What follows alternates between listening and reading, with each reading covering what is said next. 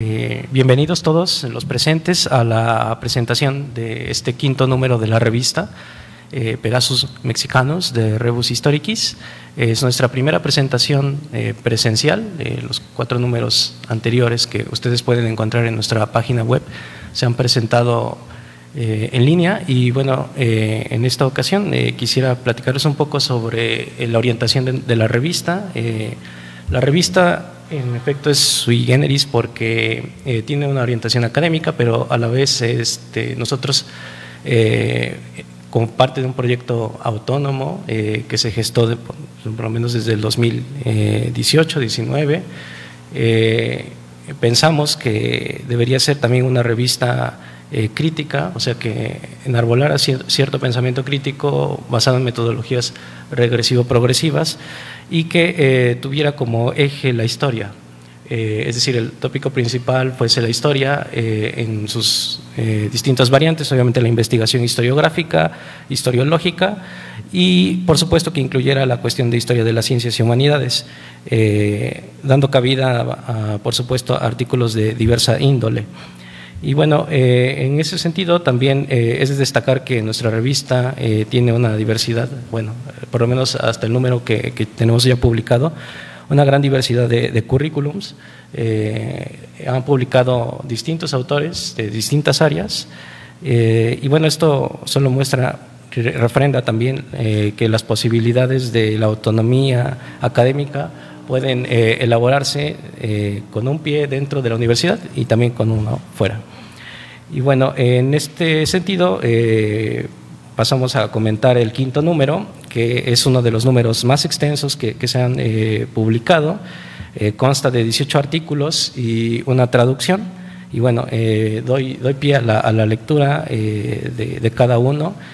Destaco también lo más relevante y de cada sección y las posibilidades nociológicas, metodológicas y por supuesto que abren también a la reflexión histórica, historiográfica, historiológica y por supuesto de las diversas disciplinas que componen las humanidades y las ciencias sociales. Bueno, los artículos que componen este número, en el caso de la sección de historia, tienen un tópico en común. Como señala el coordinador y coeditor de este quinto número, Emanuel Michel Flores Sosa, se trata del proceso de aristocratización muy particular en los obispos del Imperio Hispánico. La importancia de la mitra era tan vital, dado que ellos eran, nos dice el coordinador, los encargados de velar y hacer cumplir el patronato real, privilegio adquirido por la corona española en su obligación de propagar la fe católica en los distantes reinos de las Indias occidentales. Dicho proceso de aristocratización que se toca a lo largo de toda esta sección tiene su asiento en el mundo mediterráneo durante el llamado, bueno, hablando en términos historiográficos, periodo medieval. Tal cuestión está atravesada por la dialéctica material de las acciones que tales prelados tuvieron con otros agentes del cuerpo político, en general del cuerpo geopolítico europeo y allende sus fronteras. En el caso de este número, la autoridad episcopal fue clave en la conformación de la Urbanitas. Esto es importante señalarlo porque hay 2 artículos dedicados a este aspecto, pero también a la apropiación de los modos sociales de producción.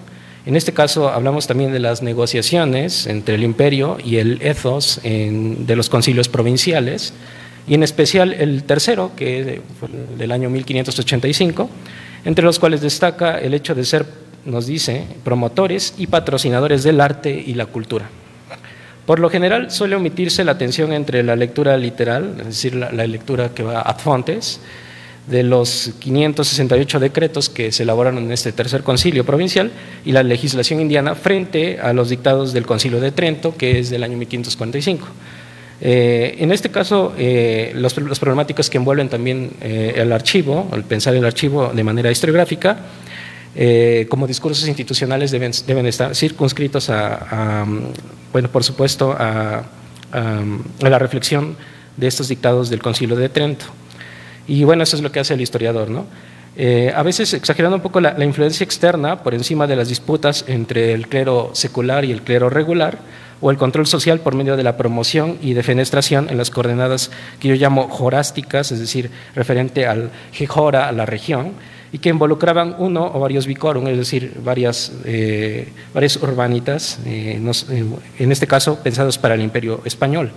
Factores de integración que estaban ya presentes también en la sociabilidad hispánica medieval. Aquí la pregunta importante que destaca en toda la sección es: ¿hubo una isomería ideológica hispana o fue de otro tipo? Que también se puede formular en términos de identidad. La dialéctica material presente en las estructuras históricas se devela en las morfologías y las lisologías de las diferentes capas políticas y corticales que conforman el imperio social hispánico. Así, en este número, la unidad no es solo lisológica entre los artículos, porque la figura del obispo compele a toda la sección de historia, dejando la totalidad de las demás secciones fuera de esta problemática, que es el caso de la historiografía, la historiología y, bueno, la sección de historia de las ciencias, que también le vamos a dedicar un apartado para ver el tópico en común de esta sección. Como bien se destaca en el prolegómeno, la figura del obispo Manuel Fernández de Santa Cruz es un tema recurrente, acompañado de las particulares situaciones de la diócesis, como un ejemplo claro de dicha diversidad, nos dice Michel Sosa. Bueno, el primer artículo que abre esta sección es Problemas de una diócesis a fines del siglo, Popayán, durante la prelacía de Pedro Díaz de Cienfuegos, 1686-1696, de Juan Galeano. Aquí se destaca, por una parte, las condiciones locales de la feligresía, la impronta de las acciones del episcopado, la inestabilidad y la consolidación del nombramiento y ejercicio de las dignidades del cabildo catedral, que dividen dos cuestiones a tratar, que son los principales problemas para mejorar el estado de las doctrinas y curatos relacionados con la evangelización indígena, y la definición de posibles estrategias encaminadas a mejorar las condiciones de la feligresía y la clerecía. Por otra parte, también sobresale en este artículo la afiliación a la propuesta de periodización específica que hace para el caso de la diócesis de Popayán y que retoma de la obra de Carolina Abadía Quintero, publicada en 2023, en su obra Por una merced en estos reinos, redes, circulación eclesiástica y negociación política en el obispado de Popayán, una cronología que se establece desde 1546 hasta 1714, donde se exponen los momentos de estabilidad, debilidad y crisis, en este caso en el obispado de Popayán, y donde el cabildo tuvo 7 etapas, nos dice: fundación, tensiones y crecimiento, constante asistencia, estabilidad, crisis y recuperación. En ese sentido, el artículo de Juan Galeano se circunscribe a la etapa de crisis. Nos dice: el análisis histórico de la última década del siglo XVII, en especial la prelacía de Díaz de Cienfuegos, permite construir interrogantes en torno a procesos cuya periodización no se restringe a la crisis dinástica finisecular, sino en cambio responde a las circunstancias del obispado en relación con las condiciones y la vinculación con otros espacios de poder de la monarquía española.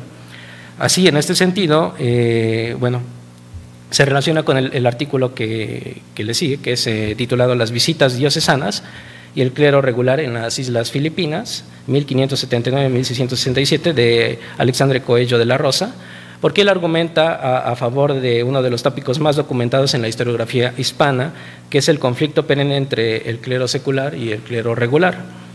Nos dice que en 1585 el Concilio de México estableció que los obispos, investidos como jueces ordinarios en los territorios de sus diócesis, tenían derecho de visita o inspección sobre las parroquias de los regulares, lo cual refiere a lo ya mencionado. Sin duda alguna, se concluye que las visitas pastorales ponían de relieve que la corrupción era más norma que excepción. Pero, como también se señala en estas visitas pastorales ordenadas desde Madrid, en no pocas ocasiones estaban integradas por íntimos amigos de los visitados y por ello, no es extraño, carecían de rigor, evidenciando de este modo los acuerdos existentes entre la jurisdicción episcopal y el patronato regio. En el artículo Las averiguaciones del superior gobierno en la administración de las rentas de la Iglesia Catedral de la Puebla de Los Ángeles, 1695, de Manuel Michel Flores Sosa, se aborda una cuestión cercana a la diócesis novohispana, y específicamente la ciudad aludida en el artículo, que tiene por objetivo mostrar estas redes de complicidad por cuando se exponen las pesquisas realizadas por el virrey Gaspar de la Cerda Silva y Mendoza, conde de Galve, en torno a la administración capitular de la Iglesia Catedral. En particular, un adeudo en la recaudación de los reales novenos, que es el pretexto, por supuesto, mostrando el verdadero motivo, que era zanjear un pleito entre el conflicto de Juan de Mier y Salinas, prebendado y tesorero de la Catedral Poblana, y el obispo Manuel Fernández de Santa Cruz. En la ciudad de Puebla despide con tristeza a su pastor de Guadalupe Pérez Rivero Maurer. Nos narra de una manera minuciosa los rituales de estas pompas fúnebres que se llevaron a cabo en torno a la figura del obispo Manuel Fernández de Santa Cruz. En el artículo El dechado de príncipes, dibujado por Miguel de Torres, propuesta para una lectura figurativa de Concepción Zayas, se llama a una consideración muy particular, que es el análisis del lenguaje alegórico como una herramienta historiográfica para un mejor conocimiento de la historia cultural novohispana, dado que la interpretación simbólica exigía el conocimiento de una cultura de referencias compartidas. En este caso, para el texto intitulado El dechado de príncipes eclesiásticos, que dibujó con su ejemplar y virtuosa y ajustada vida el ilustrísimo y excelentísimo señor don Manuel Fernández de Santa Cruz y Sagún. Por cierto, Miguel de Torres era sobrino de Sor Juana Inés de la Cruz. En él se destaca la comparación del obispo entre muchos aspectos alegóricos, y bueno, nos menciona aquí la autora, ¿no? Por ejemplo, el caso de la salamandra, que representaba una constelación superior y su conexión semántica con la elevación. Cito directamente el artículo: planetario, virtuoso, con su propio fuego apagará los incendios de la infamia al ser fénix y salamandra. Con ello, la importancia, al igual que la figura de Ana de Zayas, que es una de las figuras que también ella ha estudiado, es establecer una conexión entre la historiografía ocupada por la República de las Letras más allá del Imperio Hispánico. ¿Por qué? Porque en este momento se está, y esto es el cierre de este artículo, dando la edad de oro del hermetismo religioso en Europa, del cual, por supuesto, el Imperio Hispánico y Nueva España no es ajeno. En especial la cuestión de la red de fuerzas mágicas con las que el hombre podía operar, la influencia del mundo supracelestial, los elementos por medio de los cuales intervenían los astros con relación a la Tierra, etc. En el artículo Ámbitos de monarquía en un litigio de las catedrales de Indias ante el rey, siglo XVII, de Óscar Macín, nos propone él una mirada geopolítica importantísima de la monarquía hispánica. Aquí la cuestión es, que está presente en todo el artículo, es si es policéntrica y a qué nos lleva a pensar la monarquía hispánica en un sentido policéntrico, por medio de la indagación a las ejecutorías en los grandes litigios de las catedrales de Indias. Mientras la Nueva España apelaba al Consejo de Indias, el Perú se decantaba por las reales audiencias, que eran un aspecto más local. Entramados que eran dominados por la estrategia de la dilación-ocultamiento, que es propia del periodo de don Luis Méndez de Haro, para constituir el eje angular imperial durante siglos. La pregunta por la permanencia del poder hispano en Indias es respondida a partir de la relación Madrid-periferia, muy interesante, ¿no? El autor nos dice: la justicia nunca zanjaba situaciones de manera definitiva. Mediante el derecho se intentaba ajustar en todo momento las realidades humanas a la equidad superior de orden sobrenatural, que era virtud que tenían por referente. Por eso su impartición daba lugar a equilibrios sumamente precarios, siempre sujetos a la recepción de nuevas instancias de apelación, a la introducción permanente de enmiendas y, por supuesto, de desagravios, ¿no? En Hablar corazón a corazón, la amistad de Sor Juana Inés de la Cruz y Manuel Fernández de Santa Cruz, de Alejandro Soriano Vallés, se nos presenta una prosa muy cuidada, aderezada por un léxico puntual, y donde se hace una contribución que es muy relevante para la crítica sorjuanista de la versión oficial que se tiene. Estoy pensando en los autores como Antonio Latorre, Marta Lilia Tenorio, Octavio Paz, Carla Navela Fumagalli, Jorge Gutiérrez Reina, etcétera. Porque él, y cito aquí al autor, ha imperado este estereotipo de Fernández de Santa Cruz como el terrible y misógino arzobispo de México, sobre la relación entre el obispo Manuel Fernández de Santa Cruz y Sor Juana Inés de la Cruz, exhibiendo una reflexión continua de la documentación probatoria de tan célebre amistad, que es lo relevante del artículo. Es la serie de la respuesta a Sor Filotea de la Cruz, la Carta de Puebla y la Carta de San Miguel, como la que tuvo, por ejemplo, también una excelente y muy bonita relación entre Fernández de Santa Cruz con Ana de Zayas, ¿no? Pero procediendo regresivamente a estas oraciones que colocan la figura de Fernández de Santa Cruz como alentador de una praxis teológico-mística.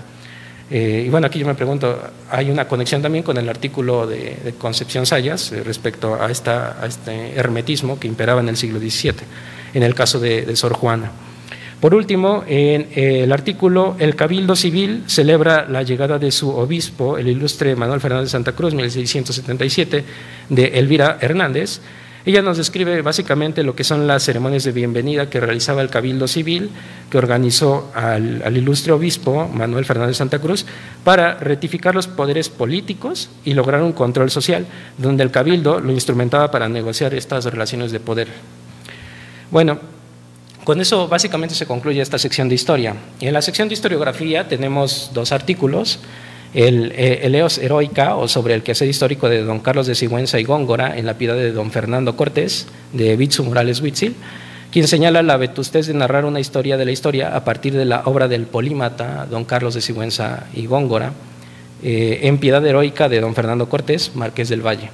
El autor argumenta 9 aspectos importantes a tener en cuenta: la referencia inter- y extradiegética respecto a la tradición historiográfica precedente, la consideración de grados veritativos mediados por el acaecer, la inviabilidad de enunciar proposiciones sin un referente material, la necesidad de cribar materiales objetivados o relacionados al género tratado, la concatenación tropológica subsumida al sustrato histórico, la historia tripartita de la concepción de historia natural, humana y divina, el deslinde y la síntesis de los documentos en una diégesis como un marco de fiabilidad del género histórico, la necesidad de la contingencia del libre albedrío, que en este caso está representada por la historia, a partir del designio del absoluto, que es el problema teológico de la eternidad, y el orden teleológico fundamentado por la seidad divina, que está por supuesto manifestado mediante los thaumata, es decir, la piedad heroica.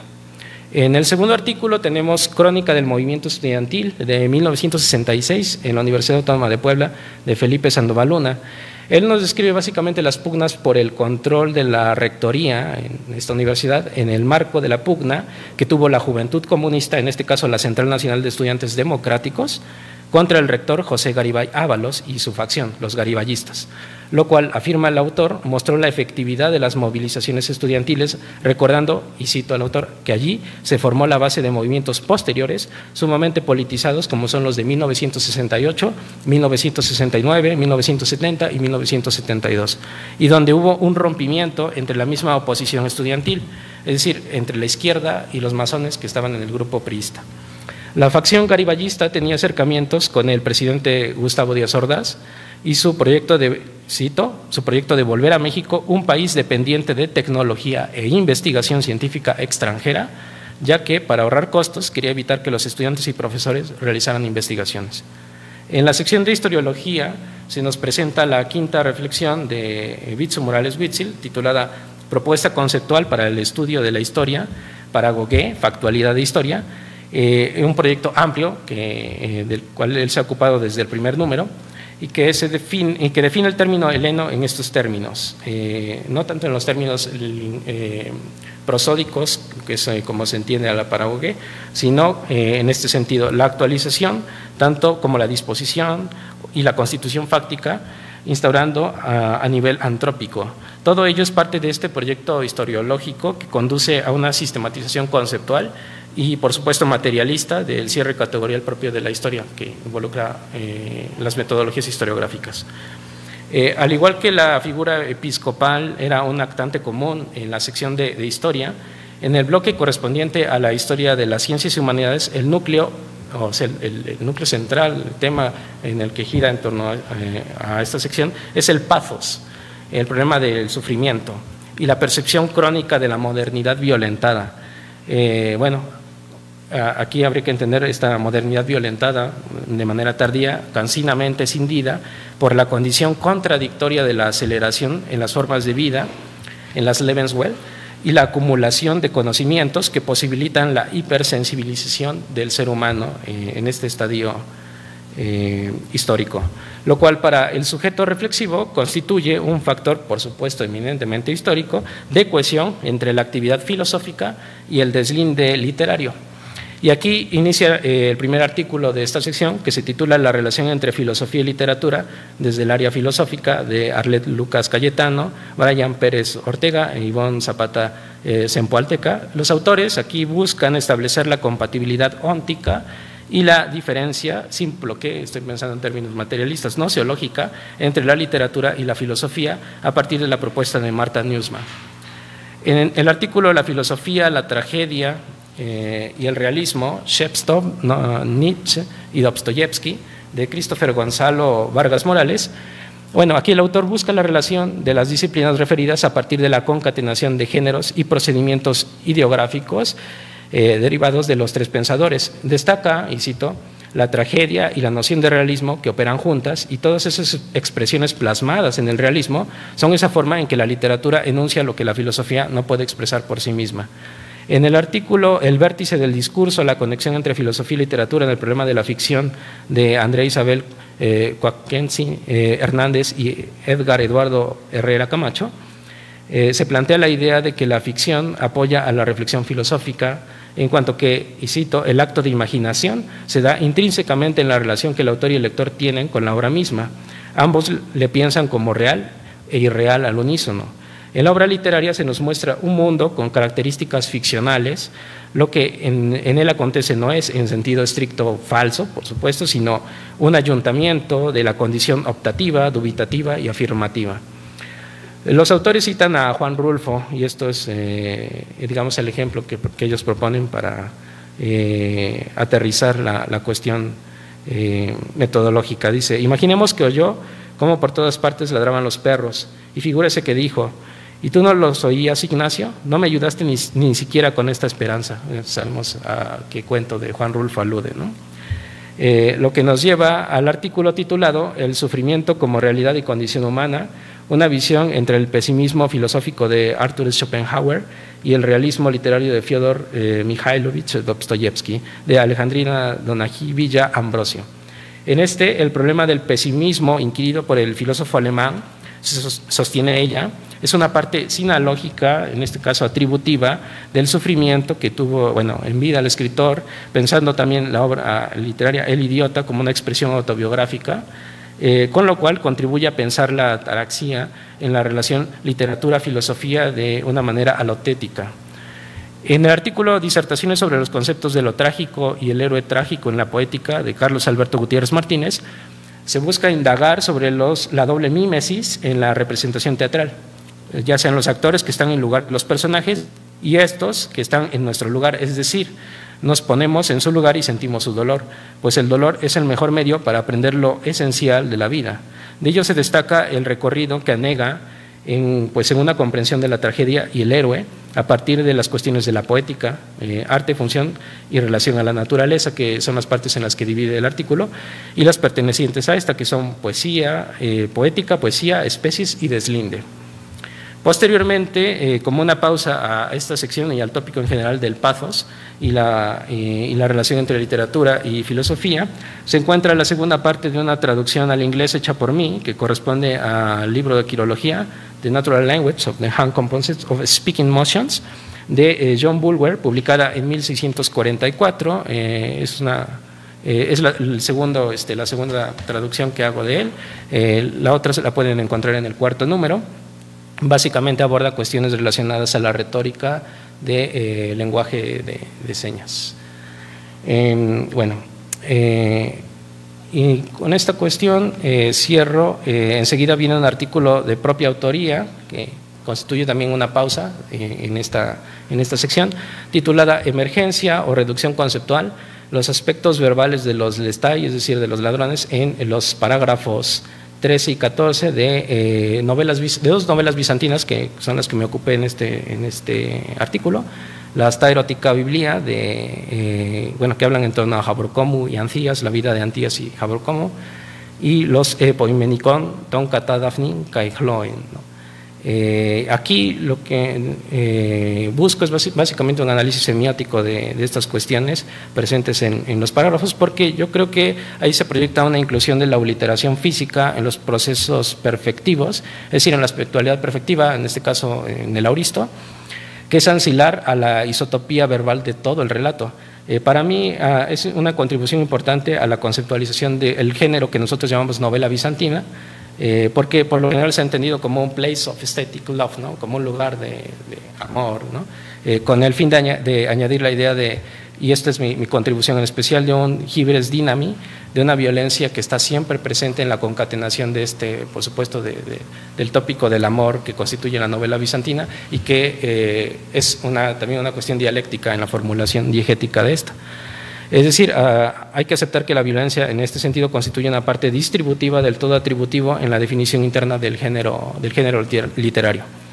Y por último, cierra este número el artículo titulado El sufrimiento y la condición humana de Fyodor Dostoyevsky, de Lili Padreñán Ramos, quien completa la serie y la cierra, dedicada a la figura del escritor ruso y su tortuosa vida reflejada en su Peñola en El idiota. La epilepsia y la experiencia que, por supuesto, vivió Dostoyevsky, junto con la cuestión del círculo de Petrashevsky, donde padeció la ley zarista y la agonía del cadalso, las deudas, las muertes familiares, todo ello conducen a una reflexión de las posibilidades metafísicas de la dialéctica en el sentido del ser, ¿no? Y del sentido de este ser. ¿Sería yo, y aquí la pregunta con la que cierra la autora, sería yo uno de los idiotas que llamaría idiota al príncipe? Y bueno, con ello cierro básicamente las contribuciones de todos los artículos, de los 18 artículos y la traducción, y le cedo la palabra a nuestra ilustradora para que les comente un poco también el proceso de, bueno, se presente y el proceso de ilustración que llevó a cabo en el 5º número, y bueno, lo que tiene también escrito. Buenas tardes, soy la diseñadora de la revista Pegasus Mexicanos. Las ilustraciones que yo hago desde cero, iniciando desde las obras, haciendo los análisis para saber si va compatible con lo de la revista, también el tiempo que se tiene para la renderización para estos tipos de dibujos, ya que como es para una revista necesitamos alta calidad. También me aseguro de que cada diseño sea completamente diferente y cuente una historia para cada uno de los volúmenes que están disponibles. Quiero estar aquí y presentarles una revista que no solo es una ventana a nuestra historia, sino también una obra que refleja el esfuerzo, la pasión y el arte de muchas personas. Como diseñadora gráfica he tenido el privilegio de ser parte de este proyecto, creando los portales y las portadas y las contraportadas, en una tarea que, aunque a simple vista puede parecer solo estética, tiene un profundo significado. El diseño gráfico es, en esencia, una forma de contar historias. En cada número de esta revista histórica me he encontrado con el desafío de representar visualmente no solo los hechos y los personajes del pasado, sino también de captar la esencia y el espíritu de cada época. Al seleccionar colores, tipografías y composiciones, el objetivo siempre ha sido atraer la mirada del lector, pero más allá de eso, invitarlo a reflexionar y a sumergirse en el contenido de cada edición. El trabajo de un diseñador gráfico requiere una simbiosis entre lo visual y lo informativo, entre la tradición y la modernidad, porque aunque hablemos del pasado, lo hacemos para comprender mejor nuestro presente. Cada portada busca no solo captar la atención, sino evocar emociones, generar curiosidad y, sobre todo, rendir homenaje a las historias que se narran en el interior. Como dijo el filósofo y escritor francés Albert Camus, la verdadera generosidad hacia el futuro consiste en entregarlo todo al presente. Esta frase ha sido una guía en mi trabajo, porque cada vez que me siento frente a una pantalla o una hoja en blanco, cómo lo que estoy creando hoy pueda inspirar a alguien mañana. Diseñar no solo es dar una forma, es proyectar una visión que conecte el pasado y el presente, y el futuro también. Espero que disfruten tanto de esta revista como nosotros hemos disfrutado creándola. Gracias por acompañarnos en este viaje hacia el descubrimiento de nuestra historia. Se pierdan en cada una de las páginas, en cada imagen y en cada detalle, porque al final del día todo diseño, toda historia es una invitación a imaginar. Muchas gracias.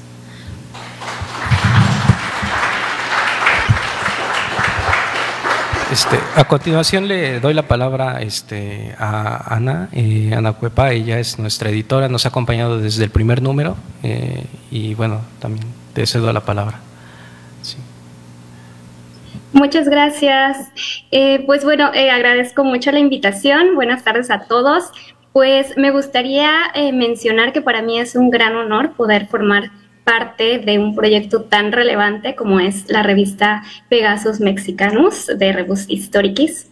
Y pues no me queda más que agradecer a quienes lo han hecho posible gracias a su compromiso, a su dedicación, a la ardua labor que realizamos. Agradezco al doctor Bitsu Morales y al maestro Uri Márquez por esta gran labor que realizan en cada número durante todo el proyecto, y también pues les agradezco mucho por haber confiado en mí para realizar la edición gráfica, la cual pues en realidad ha sido un trabajo en conjunto. En el cual pues mi labor ha consistido en materializar esas ideas que me plantearon allá por el año 2018 y que hoy pues ya son una realidad. Pues la idea era crear una revista que transmitiera ese aire antiguo, pero que a la vez tuviera un gusto como atemporal. Y considero que eso pues se ha logrado, y es en gran parte también gracias a las ilustraciones que realiza la licenciada Itzel.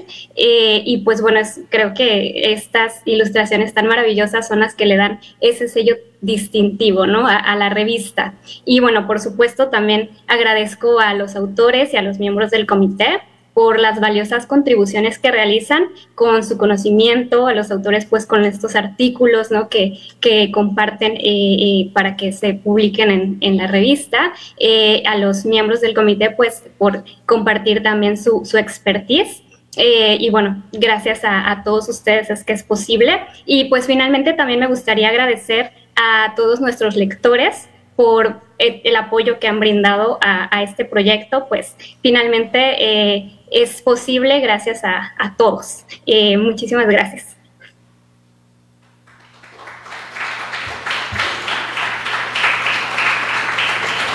A continuación tenemos un video también de Fátima.